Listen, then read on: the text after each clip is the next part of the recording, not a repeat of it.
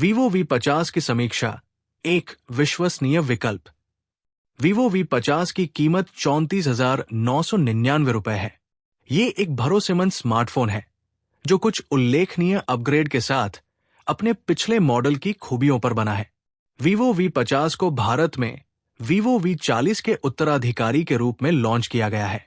ये Vivo का एक भरोसेमंद मिड रेंज प्रीमियम स्मार्टफोन है। ये कुछ उल्लेखनीय अपग्रेड के साथ अपने पिछले मॉडल की खूबियों पर बना है। Vivo mid range premium smartphone segment में काफी सक्रिय रहा है। अपने डिवाइस को नए फीचर्स के साथ प्रतिस्पर्धी बनाए रखने के लिए हर 5 महीने में लाइनअप को लगातार रिफ्रेश करता रहता है। यह दृष्टिकोण Vivo V सीरीज में स्पष्ट है, जिसमें मार्च 2024 में Vivo V30 लॉन्च किया जाएगा। उसके बाद अगस्त में Vivo V40 इवेंट होगा। अब कंपनी ने Vivo V50 पेश किया है, जो कुछ सुधार प्रदान करता है, लेकिन अपने पिछले मॉडल के समान ही है। नया मॉडल कैमरे में सुधार, स्लिमर बॉडी में बड़ी बैटरी, तेज चार्जिंग सपोर्ट और बेहतर टिकाऊपन लाता है। Vivo ने V40 की कीमत पर नया फोन पेश किया है, लेकिन क्या Vivo V50 में इतने अपग्रेड हैं कि ये कीमत को सही ठहरा सके? आइए इस समीक्षा में जानें। पतला डिजाइन, पुरानी पैकेजिंग। डिजाइन के मामले में Vivo V50 V40 से बहुत अलग नहीं है, लेकिन ये कोई बुरी बात नहीं है। ये पहले से ही अच्छी तरह से प्राप्त डिजाइन पर सूक्ष्म सुधारों के साथ बना है। सबसे ज्यादा ध्यान देने योग्य अंतर इसकी पतली प्रोफाइल है।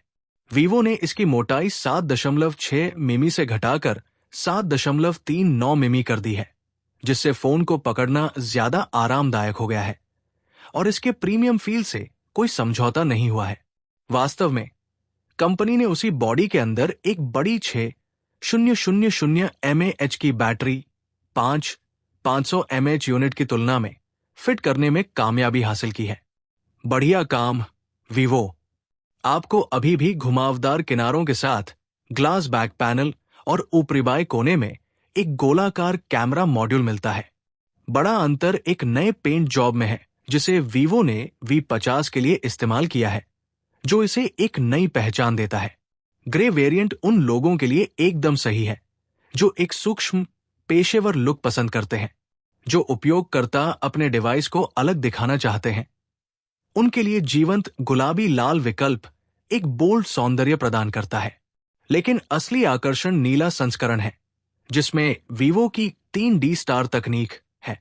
जब प्रकाश बैक पैनल पर पड़ता है तो ये होलोग्राफिक डॉट्स के साथ चमकता है, जो धारियों में फैल जाते हैं, जिससे एक अनोखा तारों वाली रात का प्रभाव पैदा होता है। ये उन उपयोगकर्ताओं के लिए एक अच्छा स्पर्श है जो अपने फोन के डिजाइन से थोड़ा अलग दिखना चाहते हैं। Vivo ने स्थायित्व के मामले में भी अपना खेल बढ़ाया है। जबकि V40 IP68 रेटिंग के साथ आया था, V50 IP68 और IP69 दोनों प्रमाणपत्रों के साथ इसे आगे बढ़ाता है। ये डिवाइस को पानी और धूल के प्रति अधिक प्रतिरोधी बनाता है, यहां तक कि उच्च दबाव या कठोर परिस्थितियों में भी।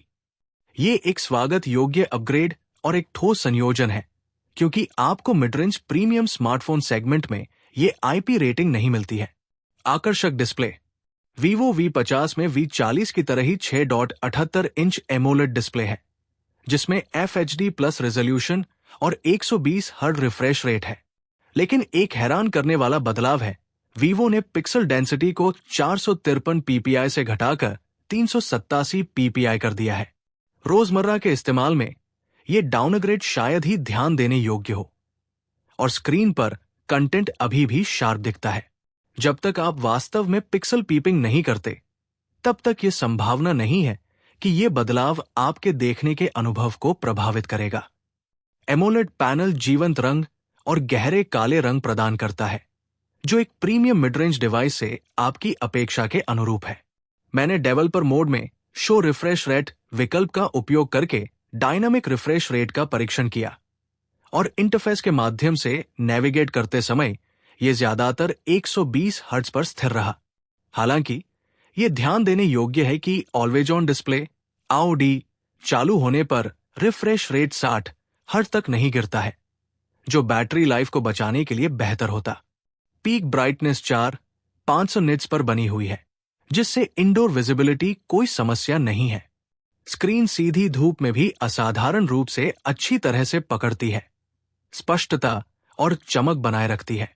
इसके अतिरिक्त न्यूनतम चमक 2.3 निट्स जितनी कम हो जाती है, जिससे ये अधिकांशतः आंखों पर दबाव डाले बिना अंधेरे वातावरण में देखने के लिए आरामदायक हो जाती है।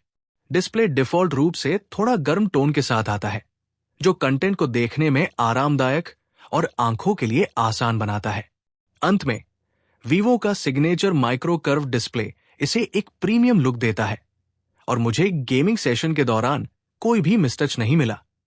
कुल मिलाकर वीवो V50 एक अच्छा डिस्प्ले अनुभव प्रदान करता है। विश्वसनीय प्रदर्शन। वीवो V50 आजमाए हुए और परखे हुए स्नैपड्रैगन 7 Zen 3 चिपसेट के साथ आता है, वही जो वीवो V40 और V30 को पावर देता है।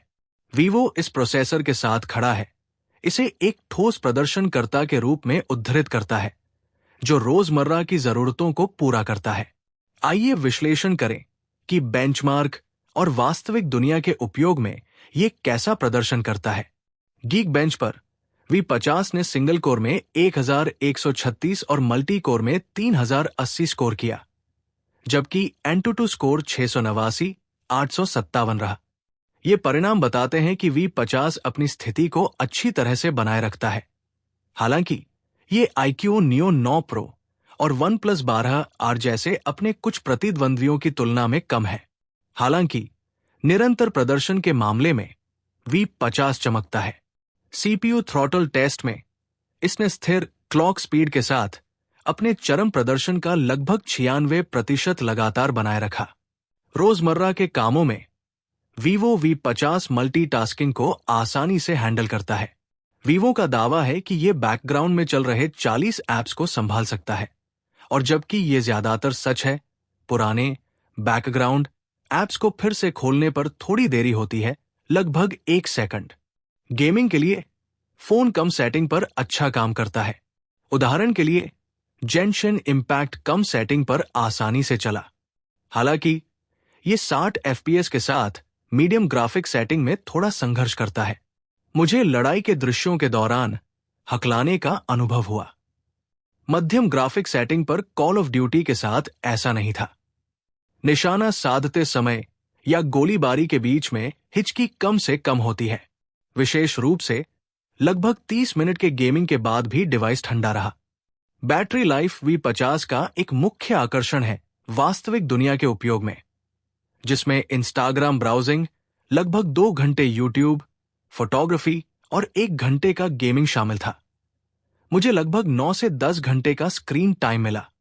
कुल मिलाकर, जबकि वीवो V50 पुराने चिपसेट के साथ बना हुआ है, ये रोजमर्रा के उपयोग और कम सेटिंग में गेमिंग के लिए विश्वसनीय बना हुआ है। अच्छी रोशनी वाली स्थितियों में अच्छा कैमरा। वीवो V50 का कैमरा प्रदर्शन हिट और मिस का मिश्रण है, लेकिन ये अच्छे परिणाम देता है, खासकर अच्छी रोशनी वाली स्थितियों में। दिन के उजाले में शूटिंग करते समय आप जीवंत फोटो की उम्मीद कर सकते हैं। 50 मेगापिक्सल मोड नियमित फोटो मोड की तुलना में बेहतर विवरण प्रदान करने में मदद करता है। रंग अच्छी संतृप्ति के साथ चमकते हैं और गतिशील रेंज आमतौर पर अच्छी होती है, जो आसमान को सिनेमाई अपील के साथ कैप्चर करती है। हालांकि प्रकाश फीका पड़ने पर गुणवत्ता में उल्लेखनीय गिरावट आती है। शाम के समय मैंने देखा कि छवियों की गतिशील रेंज असंगत हो सकती है, जबकि आसमान अपनी जीवंतता बनाए रखता है। अग्रभूमि के गहरे क्षेत्र, विशेष रूप से जहां सूरज की रोशनी की कमी होती है, तीक्ष्णता और विवरण खो देते हैं। सॉफ्टनेस धीरे धीरे बढ़ती है और नॉइज ज्यादा दिखाई देने लगता है, हालांकि बहुत ज्यादा नहीं। पोर्ट्रेट फोटोग्राफी में वीवो V50 सबसे बेहतर है। अच्छी रोशनी में यह लगातार सटीक शार्पनेस लेवल और सटीक स्किन टोन के साथ विस्तृत ह्यूमन पोर्ट्रेट बनाता है। बैकग्राउंड ब्लर, बोके अच्छा है, अच्छी तरह से परिभाषित एज डिटेक्शन के साथ सब्जेक्ट को बैकग्राउंड से एक प्राकृतिक अलगाव देता है। बालों के स्ट्रैंड और फैब्रिक टेक्सचर स्पष्ट रूप से दिखाई देते हैं, जो कैमरे की बारीक डिटेल कैप्चर करने की क्षमता को दर्शाता है। जूम इन करने पर फोटो में थोड़ी सॉफ्टनेस दिखाई देती है, लेकिन इस प्राइस रेंज में ये अपेक्षित है और इससे ओवरऑल लुक खराब नहीं होता। वीवो ने V50 वर्जन में कुछ वेडिंग फिल्टर फ्रेम जोड़े हैं। फिल्टर ठीक है, लेकिन फ्रेम इमेज की क्वालिटी खराब कर देते हैं। कम रोशनी में V50 का नाइट मोड अच्छा रहता है, पोस्ट प्रोसेसिंग जीवंत रंग लाता है और कुल मिलाकर आउटपुट बहुत कम नॉइज के साथ काफी साफ है। इमारतों और संरचनाओं को पर्याप्त डिटेल के साथ कैप्चर किया जाता है। कैजुअल नाइट फोटोग्राफी के लिए V50 सम्मानजनक रंग, सटीकता और पर्याप्त डिटेल के साथ संतुलित, अच्छी रोशनी वाला आउटपुट देने में कामयाब होता है। वीवो V50 की समीक्षा, क्या ये खरीदने लायक है? वीवो V50 की कीमत 34,999 रुपए है। ये एक भरोसेमंद स्मार्टफोन है जो कुछ उल्लेखनीय अपग्रेड के साथ अपने पिछले मॉडल की खूबियों पर बना है। अगर आप बड़ी बैटरी, बेहतर टिकाऊपन और तेज 90W चार्जिंग की तलाश में हैं, तो V50 अपने पिछले मॉडल की तुलना में एक अच्छा विकल्प है। कैमरा परफॉर्मेंस, खासकर दिन के उजाले और पोर्ट्रेट शॉट्स में भी सुधार हुआ है, जिससे ये फोटोग्राफी के लिए एक बेहतर विकल्प बन गया है। हालांकि अगर आप इन सुविधाओं को प्राथमिकता नहीं देते हैं, तो वीवो V40 एक अच्छा विकल्प बना हुआ है, जो वही स्नैपड्रैगन 7 Zen 3 चिपसेट और डिस्प्ले परफॉर्मेंस प्रदान करता है। थोड़ी कम 80W चार्जिंग और छोटी बैटरी चुनिंदा उपयोगकर्ताओं के लिए डील ब्रेकर नहीं हो सकती है। आखिरकार V50 उन लोगों के लिए एक अच्छा कदम है जो वीवो V40 की तुलना में बेहतर समग्र प्रदर्शन और अनुभव चाहते हैं। लेकिन अगर आपका बजट सीमित है, तो मैं V40 के लिए जाने की सलाह देता हूं।